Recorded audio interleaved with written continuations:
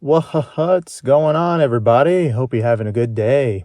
Because the Resident Evil 4 remake demo just dropped a couple hours ago from the time of recording. And boy, do I have a lot of opinions about it. And you have to remember, this is coming from somebody who has played the original Resident Evil 4 countless times. I'm pretty sure I beat the game about 50 times and 100%ed it on multiple platforms. So the first thing this demo hits us with is a horror segment. Going into this demo, I thought they generally got the feel of horror correct, opposed to the original, which kind of felt like Leon was just going into the village and just doing whatever the heck he wanted, which brings me to the running joke of Leon breaking into a guy's house and shooting him, which effectively makes all of the Ganados innocent. And not only does it present a horror scene in the first minute or two, it seems like there's just more environment and atmosphere in just the opening scene alone. And all of that atmosphere is on top of the original linear environment. And strangely enough, the opening scene is expanded, but also a little more closed off.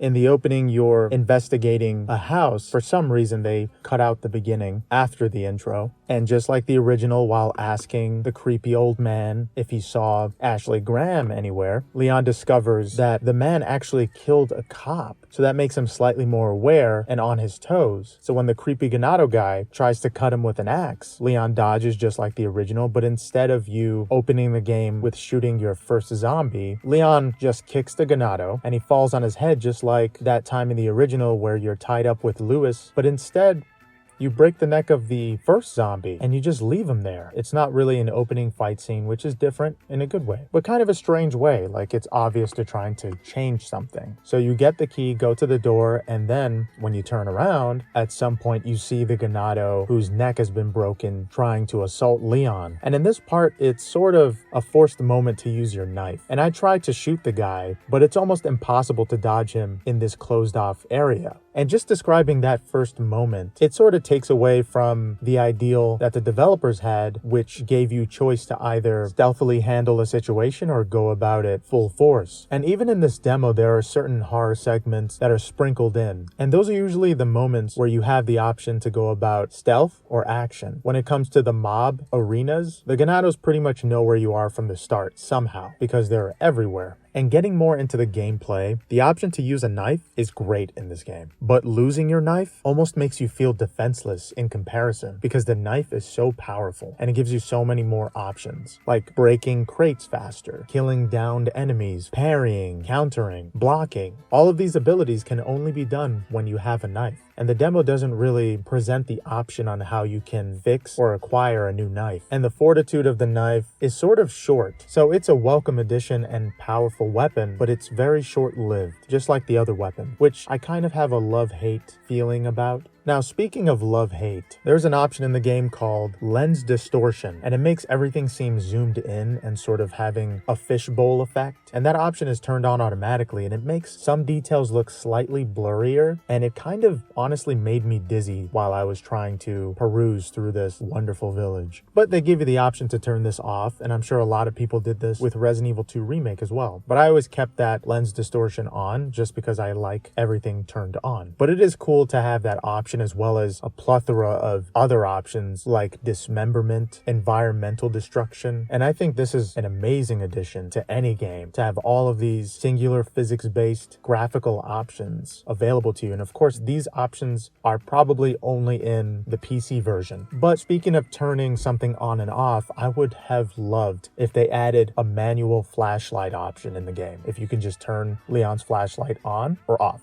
But usually in dark areas, for some reason, Leon doesn't always respond by turning his flashlight on like he did in Resident Evil 2 Remake and in the basement location in this demo. So it is kind of annoying relying on Leon to determine if he actually needs the flashlight or not, and that kind of irked me a little bit.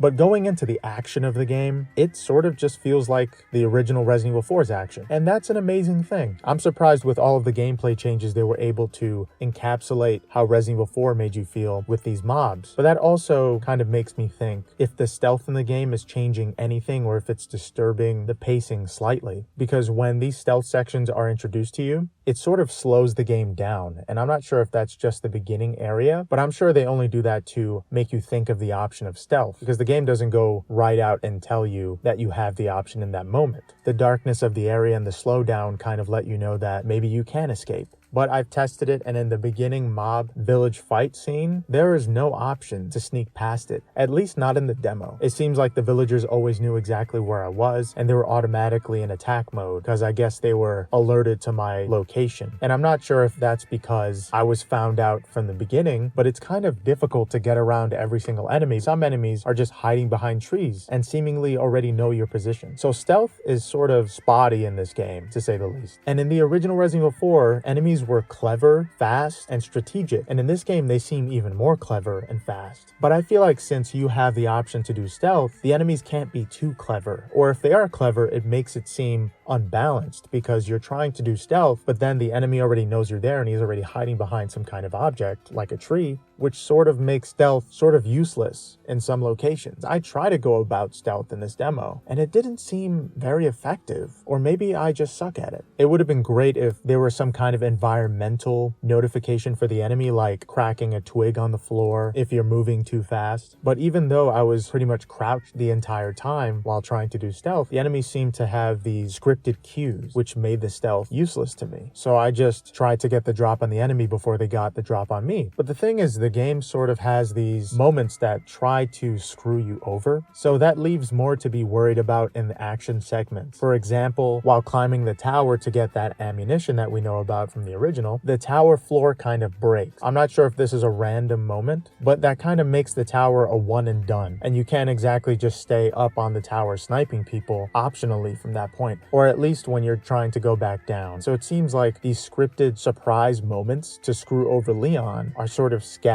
simply to surprise a player that's already played the original. But I'm not sure how a newcomer's going to feel about that. I'm assuming they're just going to feel like it's unfair. Because what really stood out from the original Resident Evil 4 was the power that you had in each situation. For example, planning each move 10 steps ahead, knowing how much ammunition you need from one enemy opposed to a different type of enemy, and always knowing which vantage points are the best, which also leads to Mercenaries mode. But it seems like in the story, presentation takes a front seat, and unpredictability is sort of the game in the remake. And I get that's the way Final Fantasy VII Remake was, where it kind of bended your expectation, but that's not exactly what I'm complaining about here. The flow of the original Resident Evil 4 is unmatched, in my opinion. When you add better gameplay, you expect everything to flow better, or more predictably. So by adding faster and smoother movement to Leon in general, I guess sort of made the developer add more unexpected moments just to balance out how fast and fluid Leon is in this game. And Leon is very fast in this game. His 180s are cranked up to 11. The knife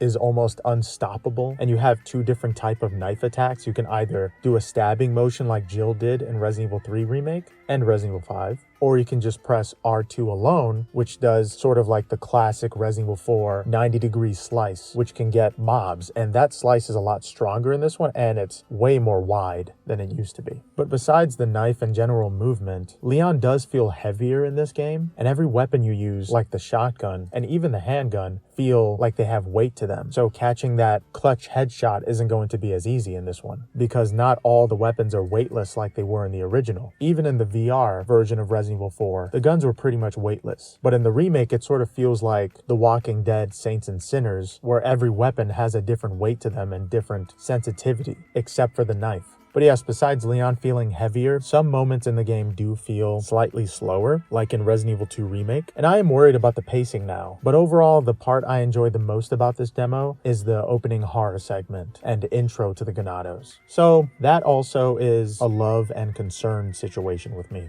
But besides Leon's movements, there is a live weapon select in this game, and it's incredible. You can double tap up, left, down, or right, and it seems like you can fit up to 8 weapons in the live weapon select menu, which is insane. On top of that, Leon can craft in this game. It seems very similar to the system shown in Resident Evil Village. But let's get down to the meat and potatoes of the gameplay, which is the parry system. Now, pulling out the knife right before an enemy attacks seems to block or parry attacks depending on your timing. Parrying attacks is sort of like a counter, and Leon can actually cut off their arm when he parries, which is so badass. Or you could simply block attacks, I'm assuming if the enemy has a heavier weapon. And it seems like the parry can be easily achieved by spamming L1. I tried this out while the chainsaw guy was about to do his iconic finisher, which I'll get to in a bit, and it seemed to automatically parry. The only downside to parrying the chainsaw guy is the sturdiness of your knife gets depleted a lot faster. It takes away almost half of the knife's fortitude. So the parry system is sort of easy to pull off, especially the fact that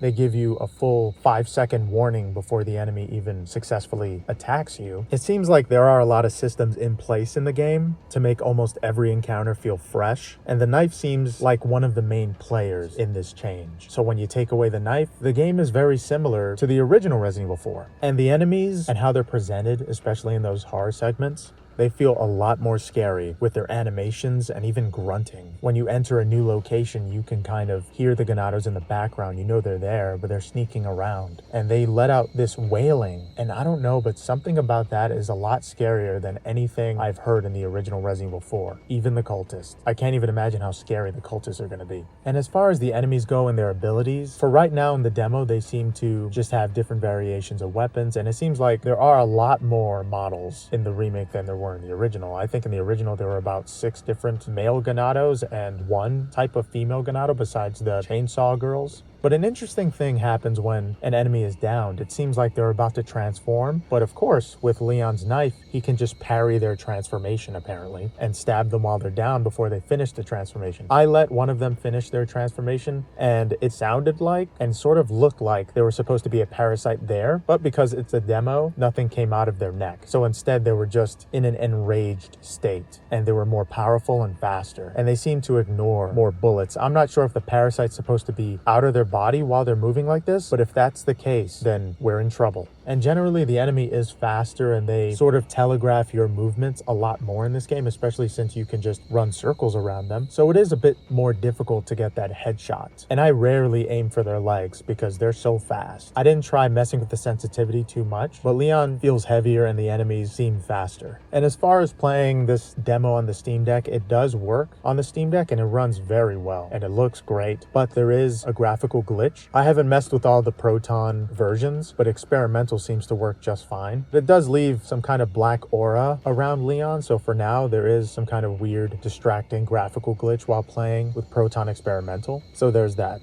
And after playing the demo with all its visual presentation, it still feels very similar to the original outside of the stealth and horror sections. Because of that, I personally think it's an upgrade, but I'm not quite 100% convinced it's a completely justified remake. At the end of the day, I still feel like we don't need a Resident Evil 4 remake. The horror segments were great, but they do slow down the game, and the action sequences are pretty much identical. The way the chainsaw guy is introduced is very similar to how they introduce him in Resident Evil 5, where he just kicks a door down, they zoom into the chainsaw, then he picks it up and you see his face. But when you see his eyes, they're very separated. It looks kind of like somebody bashed in his skull. Very strange looking eyes on the chainsaw guy. I did not expect his eyes to be so far apart. I thought he was just going to look like a bloodied skeleton underneath that sack. But the horror and story is what I'm mostly excited about. Remaking the action can have problems, especially with the physics at times. Sometimes while trying to jump out of the window, Leon seems to trip through an enemy on the other side. Not sure if this is a PC port issue or not, but while climbing the ladder, one of the Ganados kind of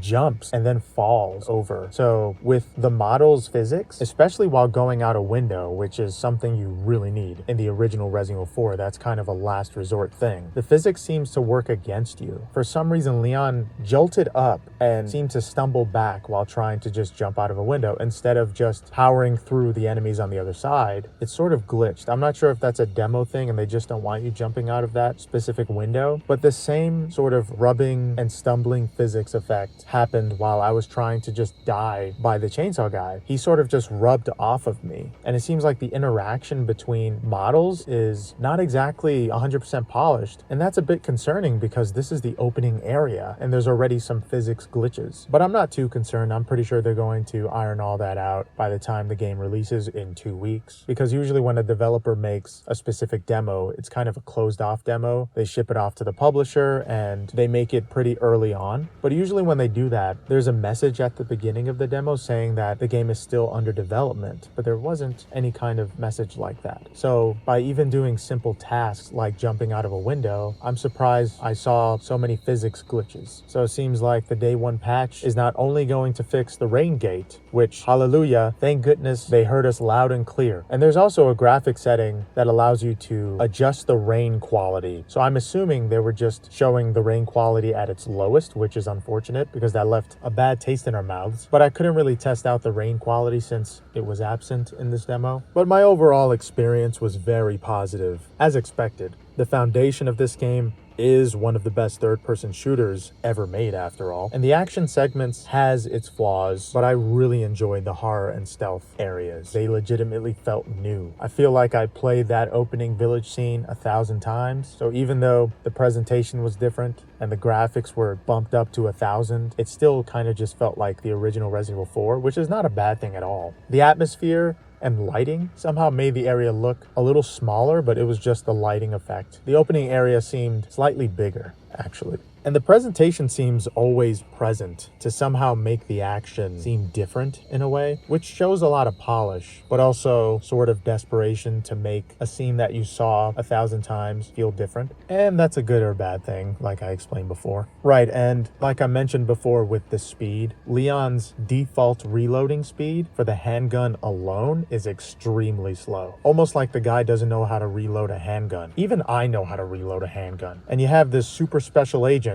taking about 10 seconds to reload a handgun. The reload speed feels kind of tacked on and definitely makes you want an upgrade for it right away, because the original didn't have the worst reload speed. Maybe the first sniper rifle that you get, yeah. But besides that weapon, every weapon's reload speed was reasonable. So I rarely upgraded the reload speed, but it seems like this game really wants you to upgrade the reload speed. But besides that, the presentation with the gameplay and every death animation seems extremely well done and brutal, like the original. So I can't wait to see how they do the acid to the face death in this one. But strangely, in the demo, the chainsaw guy had a different finisher. Instead of just simply beheading Leon, he cuts right through his stomach and slices up, and Leon's shoulder doesn't fall off or anything. He just falls to the ground. It's a bit of a letdown because I was expecting the iconic beheading death animation, but we'll wait and see if that's in the full game or not. And overall, this demo showcased one of the most well-polished games I've ever played, aside from the physics glitches, but those issues might be polished out later in some kind of patch. But for now, I'll just put this video out there, and hopefully they see it and realize that one of the main actions in this game doesn't quite work right. But I do hope they fix these issues before the full release, because it would suck to bounce off of an enemy while trying to escape from the chainsaw dude. But overall, the opening location and atmosphere was astonishing, especially in a linear location like the ones they presented to us in this demo. It's kind of overwhelming to see all of that detail crammed into a small location. It sort of feels like you're in a hoarder's apartment at times, because there's so many pots and pans and heads hanging from places, and all these details crammed into these small locations makes you feel even more claustrophobic somehow. So I just had to take out the fishbowl effect, because that was just driving me crazy. It made me feel too claustrophobic. And I guess that's what they were trying to force on these action segments, to make them feel more horrifying or traumatic. But that's exactly the way it felt, just forced. So I take that option off, and the game feels a lot better without it. But anyway, the horror seems legit and top-notch, so we can at least look forward to that being incredible. They seem to work very hard on those stealth scenarios and horror segments, but I can kind of see those slower areas getting old,